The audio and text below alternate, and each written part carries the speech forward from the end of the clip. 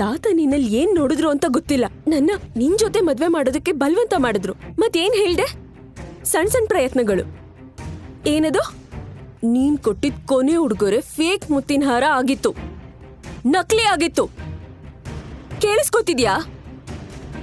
ನನಗ್ ನಿನ್ನಿಂದ ಮುಕ್ತಿ ಬೇಕಾಗಿದೆ. ಮುಕ್ತಿ ಬೇಕಾ? ಅದ್ ನಿನಗ್ ಸಿಗುತ್ತೆ ನಂದಿನಿ.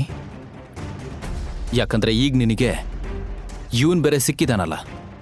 ಶಿವ ಯಶ್ ಕಡೆ ತೋರಿಸಿ ನಂದಿನಿಗೆ ಹೇಳಿದ, ಇವನ್ ನಿನಗೆ ನಾನ್ ಕೊಡಕ್ಕಾಗ್ದೇ ಇರೋದನ್ನೆಲ್ಲ ನಿನಗ್ ಕೊಟ್ಟೆ ಕೊಡ್ತಾನೆ. ನಾನು ಅವಳನ್ನ ನಿನಗಿಂತ ಚೆನ್ನಾಗಿ ನೋಡ್ಕೊಳ್ತೀನಿ.